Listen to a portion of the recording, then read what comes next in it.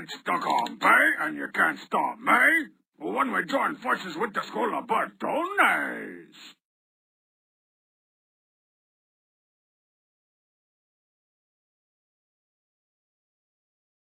Well, people, can you feel me? Then email me. And also, please don't try to really feel me. Dear Strongman, you are the superest, awesomest guy ever. That makes you awesome. Do you have a Strongbadian dictionary for your own words? Sincerely yours, Caustic. Of course I do, Cross-Stitch. You think the regular dictionary can handle all the quotes and quotables I'm dropping on a daily basis? Those dictionaries are only good for helping the cheat brush his teeth and helping Homestar lose his teeth. Pearl! For something this awesome, I had to once again call upon the finest name in names to put in front of book titles, and thus was born unto the world. Count Longardo's Strongbadian Jerktionary for my own words. Or Count Longardo's Strongbadian talk words for saying from your mouth, for short. We all know the main problem with dictionaries is that there are too many words and not enough butterscotch sauce. So I went ahead and dribble-drabbled a little Boudreaux scotch all over it. Kind of like a frou-frou dessert at a she restaurant. Oh, that looks sinful. Shut up, lady. The sauce makes all the pages stick together, which makes for way less words. Hey, this dictionary goes straight from crap-valanche to puke-valanche. And that brings us to the suffix section. Valanche, quake, tornado, monsoon, all the great natural disaster suffixes are included. The suckquake of a movie is a complete waste-nado of my $7 on soon. Now that's talking like a strongman dude. For some words, words alone are not enough to define them. That's why my dictionary has scratch and sniff stickers. I mean, how you gonna define a word like paunch without smelling Strongsad's considerable paunch? My paunch does not smell. Yes, it does!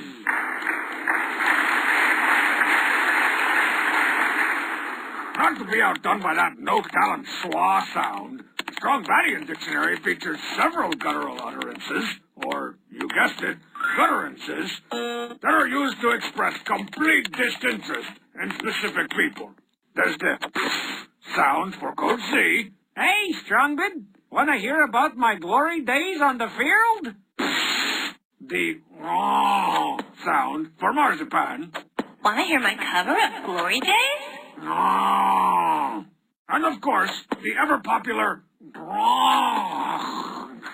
sound for you-know-who. Talk.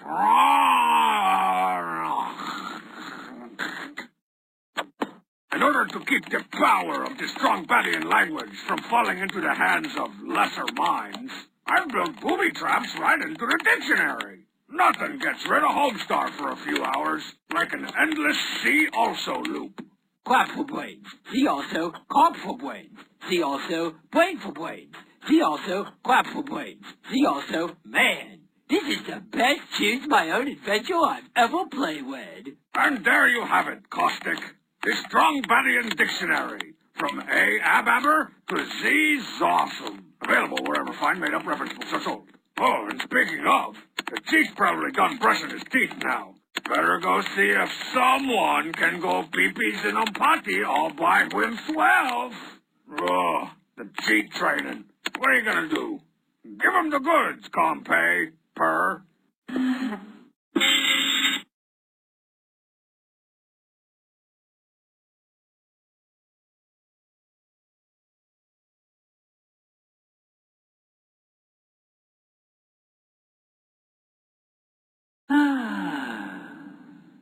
Hey, who taped a full-color photo to my computer screen? It won't come off. What? Those are actual graphics? And I can change it to be whatever I want? Oh, best thing ever, best thing ever, this is the best thing ever. To check my email, all I gotta do is click. Oh, that old typing made my boxing gloves sick. Dear Strongbad, does Strongbadia ever host a hideous growth on my butt festival? Wait, Independent Film Festival? Sorry about that. I get those two mixed up. Evil moms choose evil Jif. Finas Arizona. Well, Jif, the short answer is no. The long answer is no. Independent films are called that for a reason. They are independent of anything good. And these days, they seem to be locked in a civil war that will hopefully end in the extermination of both sides. I am, of course, talking about independent films versus indie films. What's the diff, you may ask? Because apparently you're in a big hurry? Well, it's as plain as Strong Sad and Pom Pom. Strong Sad is on the independent film side. He's the lifer, artist type who went to film school. I minored in holding on wide shots for too long. And he's making some boring, very personal, no-budget film. Actually, I've succeeded in going lower than no budget. I'm making the world's first full-budget film. The entire thing's being financed with Monopoly money. And best of luck to you. Pom Pom, on the other hand, represents indie films. The slicker, catchier name they came up with that seems to perform better in the 18 to 24 demo. He's a tech-savvy hipster whose dad owns his own studio and relies on using middle names and or initials to somehow solidify his indie cred.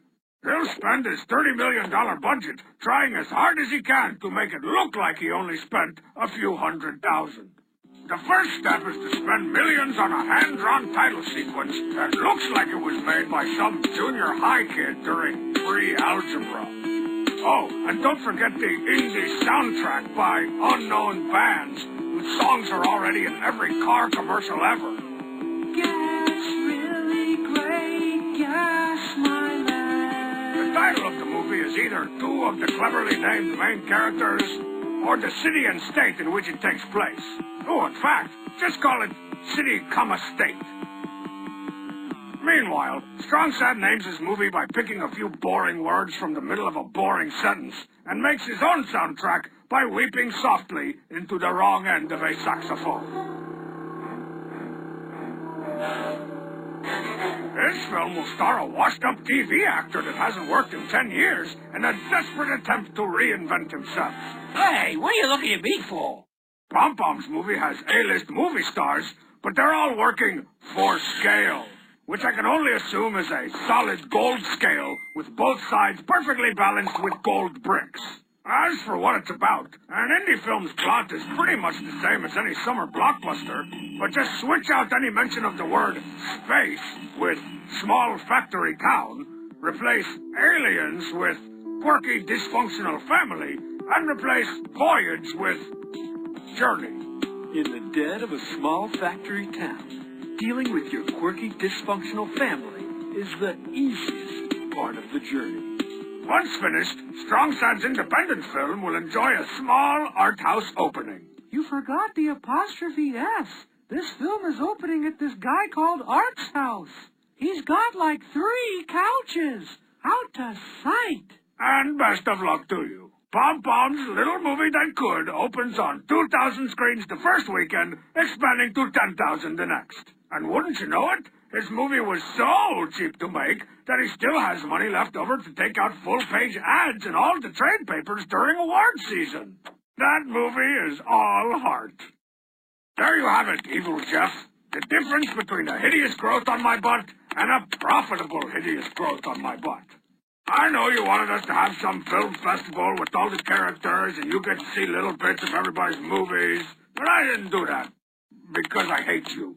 Oh, now who's evil? Forget GIFs, man. I'm an evil GIF. Or maybe an evil 24-bit ping with Alpha Channel. Or maybe an evil Targa file? Whatever those are. Aha. Whoa, looks like I've gone paperless with this new computer.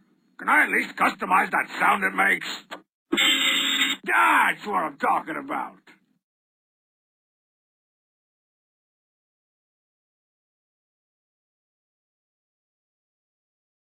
Checking emails at home from your work computer. It's kind of like playing first-person shooters with your girlfriend. It kind of ruins them both. Dear Streer Beer, my brother had a friend over today, and he drove me crazy. What should I do about it? Crudfully? Henry Wisner, Wisconsin? Crudfully? Really? Oh, is your mom sitting over your shoulder when you type this email? And is your mom the kind of lady that won't let you type the word crap? Don't get me wrong. I still would have made fun of you if you had typed crapfully. I probably just would have left the bombs out of it. So, your bro's fro drove you crow. I don't really have that problem, on account of my brothers are galactically incapable of friend halves. Although when we were kids, Strongsat had this imaginary friend that annoyed the crud out of me. Of course, this was back before insane parents made imaginary friends illegal for kids to have. Strongsat invented it one time when we locked him in the attic. You know we don't have an attic. Okay, when we stuffed him in the air vent. You know we don't have an Oh, fine, when we taped him to the ceiling. That'll teach you to stand there and blink. Now stay up there until that bubble tape gives out and you fall into my open-faced booby trap. We were out of ketchup, mustard, and mayonnaise. Haha, you're right. My brother does look like a big circle with two smaller circles on top of another circle from up here. Hey, shut up! Who are you talking to? Just my new best also bubble taped to the ceiling friend, Scotty Titi. That's half the reason imaginary friends are illegal now. Kids always give them the creepiest possible names. Rubby Plop Plop, Sir Zabble Pants, Dingy Donger, Real Live Actual Mr. Blindcaster Next Door. So anyway, Strongbad and Scotty Titi were always annoying the crap out of us. Oh, that's a good one. Hey, shut it up! What are you guys doing over there? Oh, Scotty Titi and I were just attaching indefinite articles, and he jokingly used A before a vowel sound. I'll attach this definite brick to Scotty TT's face. Yeah. Nice reflexes, Scotty. I say he annoyed us, but it was really just me. Strongman was going through some changes in those days. Girls are confusing. So it was all up to me. First, I tried to render Scotty TT obsolete as an imaginary friend by exposing him as a real generic friend. Aha! I used to get imaginary and invisible mixed up a lot as a kid. Oh, thanks, big brother. I've always wanted to pit my skills against a pile of cake flour. And of course, at one point, I tried to TT on Scotty TT. Oh no, my new boots! I finally had no recourse but to fight imaginary fire with imaginary fire. So after drinking 3 gallons of blue drink, I made up my own imaginary friend so they could fight to the imaginary death. Hey, Scotty Titi, I'd like you to meet my new friend, Freshy Dragon Man! Scotty, look out! Wait, Scotty Titi is just a lump? A mound? A pile? Pretty much. Can I go now? Yeah, you're done. You still there, crud kid? I don't know if your mom let you watch this far into the email or not. Anyways, I'm not suggesting you breathe fire on your brother's friend, you know. I'm suggesting you duct tape him to the ceiling. Your real generic pal, Strongbad. Or your imaginary pal, Bumpy Clumpy.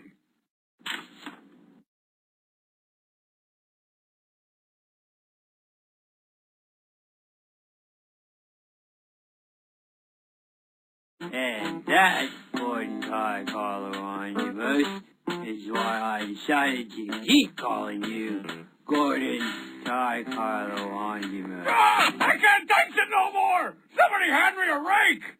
Rake! Somebody hand me a shovel! Shovel! Somebody hand me a garden weasel! Oh, a weasel. Ooh, thanks, Marzipan. Always happy to help. Sorry, Lappy. My triumphant return to checking emails calls for some fresh blood. Tech nerds, feast your eyes on Steak Sandwich. The Steaky 6 Millennium Edition is a processing wonder horse, capable of sautéed onions, grilled mushrooms, and... All right, never mind. This is just a steak sandwich, isn't it? Yeah. Guess I'm a little out of practice with this stuff. All right, Lappy. You can stay alive for at least one more week. Another week with you, Strongbad. It's like 8 dog weeks in cat ears. Are you sure you're not Sonora Card Gauge's computer?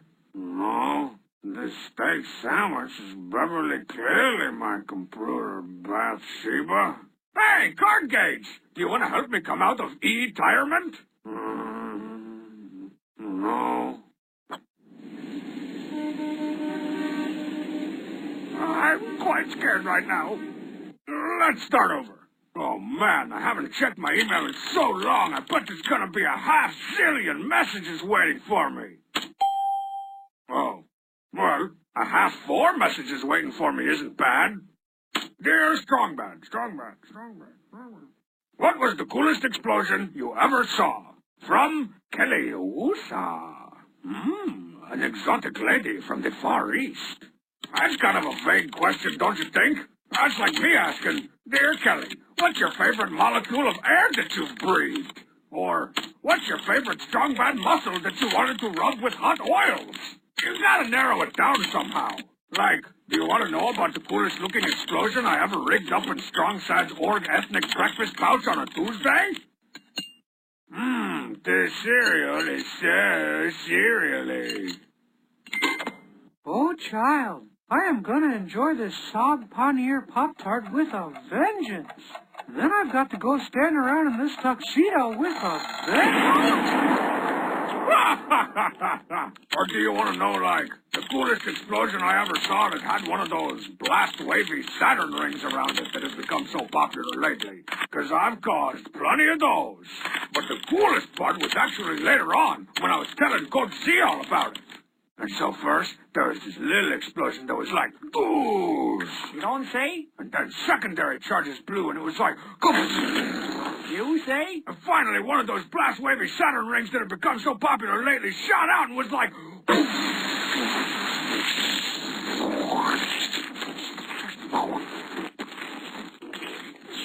Thanks for the great story, Strongbad. I was gonna hit the showers, but now I don't have to.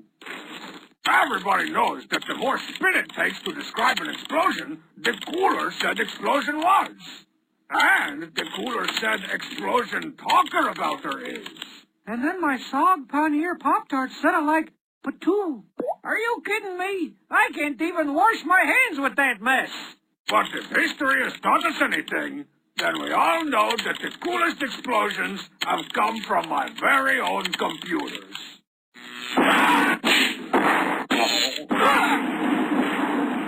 But wait, Strongbad, does that mean... I'm afraid so, Sweet Lappy. I figured that USB self-destruct button I bought a couple weeks ago would have clued you in, but it's time. Why wait around for someone else to blow up your computer tomorrow when you can blow it up yourself today? You should put that on your business cards. That's a great idea, Lappy. Goodbye, douche. So popular lately. Roar! Arr!